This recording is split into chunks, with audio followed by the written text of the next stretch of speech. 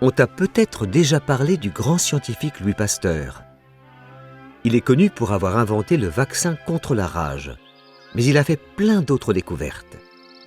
Il naît le 27 décembre 1822 à Dole, dans le Jura. Son papa, qu'il aime beaucoup, est artisan tanneur. Cela veut dire qu'il fabrique du cuir. Louis va à l'école au collège d'Arbois, puis au collège royal de Besançon. Il est très fort en dessin. Il aurait pu devenir artiste, mais c'est vers la science qu'il se tourne. Louis ne sait pas trop ce qu'il veut faire dans sa vie. Il obtient le bac littéraire en 1840, mais finalement, il change d'avis et repasse un bac scientifique 2 ans plus tard. C'est le déclic. Il est accepté dans une grande école parisienne, l'école normale supérieure.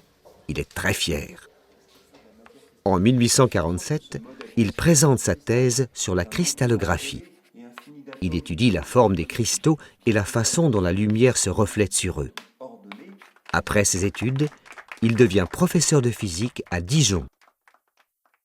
Pasteur est très autoritaire, mais ses élèves l'aiment bien quand même. Plutôt que de rester en classe, il les emmène sur le terrain. On y apprend beaucoup de choses. En 1849, il déménage à Strasbourg où il enseigne à l'université, la chimie cette fois. Un jour, il croise la fille du recteur, une certaine Marie Laurent.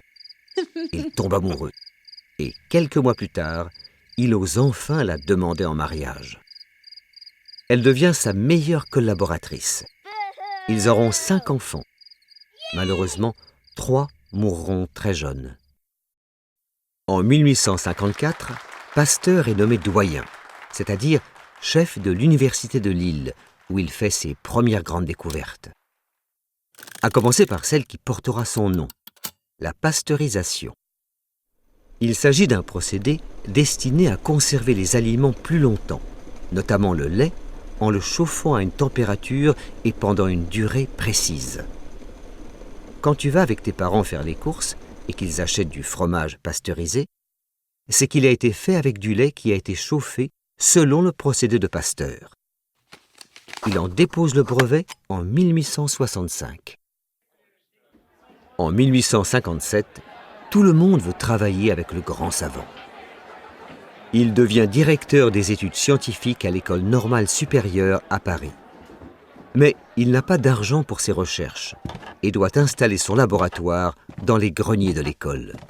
Tu te rends compte ? Au milieu des éprouvettes et des burettes, il multiplie les expériences et prouve que le principe de la génération spontanée n'existe pas. Rien ne naît spontanément, même pas les micro-organismes, qui sont juste trop petits pour qu'on puisse les voir. Pasteur est élu à l'Académie des sciences en 1862. Peu après, l'empereur Napoléon III l'appelle à la rescousse, car une maladie ravage les élevages de vers à soie. Or, dans le sud de la France, on fabrique beaucoup de soie, un tissu précieux dont le fil est produit par un petit ver en grand danger. Pasteur se rend donc à Alès, dans les Cévennes, et trouve la solution. Les vers à soie sont sauvés. À partir de cette date, il se passionne pour les maladies des animaux. Dans les années 1880, il combat le choléra des poules et la maladie du charbon chez le mouton. 2 maladies qu'on n'arrive pas à soigner et qui détruisent les élevages. On ne peut rien y faire, se lamentent les pauvres fermiers. Mais un jour, Pasteur a une idée géniale. Inoculer, transmettre en petite quantité la maladie pour renforcer la capacité du corps à se défendre. C'est le principe de la vaccination. Il sauve ainsi beaucoup d'animaux. Maintenant, il faut penser aux hommes. Comme ces vaccins contre le choléra et le charbon ont bien marché sur les animaux, Pasteur espère trouver un vaccin contre la rage, cette terrible maladie causée par un virus. Il fait d'abord des expériences sur des lapins et des chiens. Est-il temps de passer à l'homme ? Se demande-t-il. Un jour, un petit garçon débarque dans son laboratoire accompagné de sa mère. Joseph Mester a été mordu par un chien enragé. Il risque de mourir. Alors, le scientifique se lance et c'est un succès. Joseph est sauvé. La nouvelle se répand très vite. Pasteur a trouvé un vaccin contre la rage. Comme c'est une maladie mortelle et très répandue, les gens arrivent de partout pour se faire vacciner.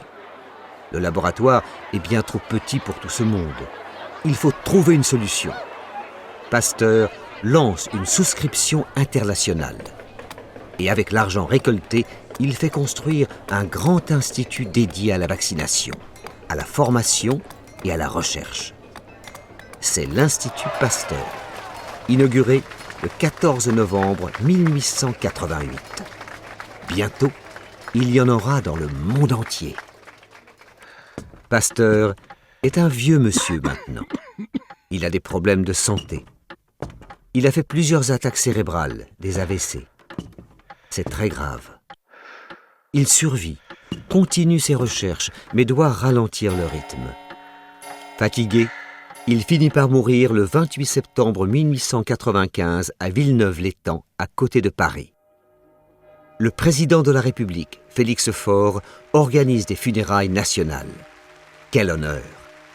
Il propose même à sa famille, qui refuse, de le faire entrer au Panthéon. Il est finalement enterré dans une crypte de son cher institut.